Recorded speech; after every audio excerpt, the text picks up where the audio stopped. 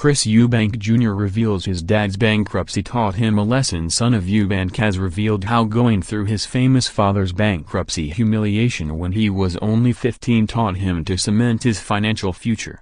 Chris Sr. went under his debts, including more than $1 million in back taxes, in 2005. Chris Jr., as he prepares to bank a projected £2 million plus from Saturday's super-middleweight grudge fight with James DeGale at London's O2, says, "Dad's problem shaped me, 100%.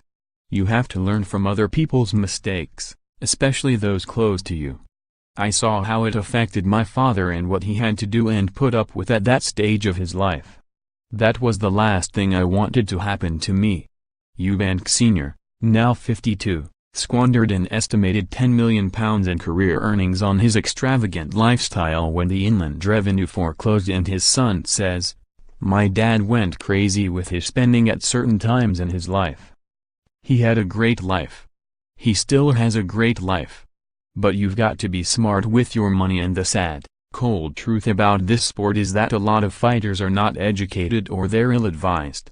So they blow their purses on partying, drinking, girls, or gambling. I know so many who've thrown their money away. It's sad. Footballers have dedicated committees to help them with their money, and it should be the same for boxers. Especially boxers, because we are impulsive. We have to be to fight.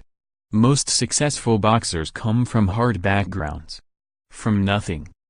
Hardly any are educated in private schools, like I was. So when they get their money they just spend it and they don't think about having to retire at 35. Eubank thanks his father for that harsh example.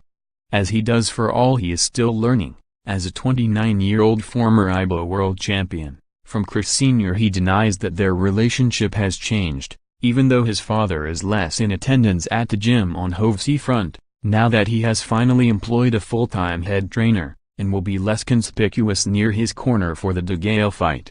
After going through his paces with his new American mentor Nate Vasquez, he says, "My dad and I are as close as ever. He's not been physically around lately because he has a lot of business going on in other countries and is often away for months. He's only just back from the US. But of course we talk on the phone constantly. Especially about boxing when I have a fight coming up." Critics who had been calling for Jr. to distance himself from his showman father are applauding the appointment of the Mayweather-influenced Vasquez, and Eubank admits, "The loss to George Groves made me realize I need a full-on trainer, and Nate has already done a lot of work on my movement. Which I never thought enough about before when I was focusing on my fitness, strength and hard-to-win fights.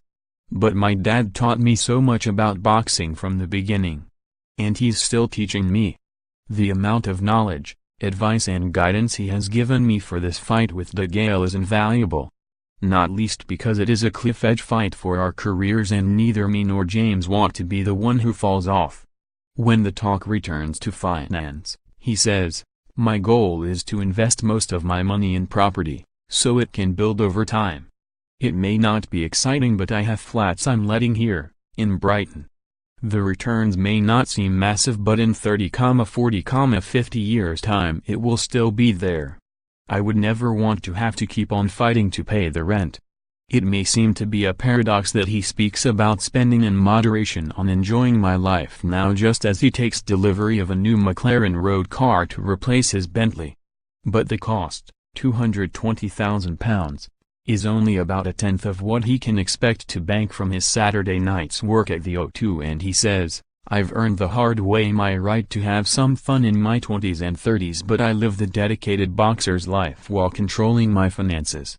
DeGale v Eubank will be televised live Saturday night on ITV Box Office.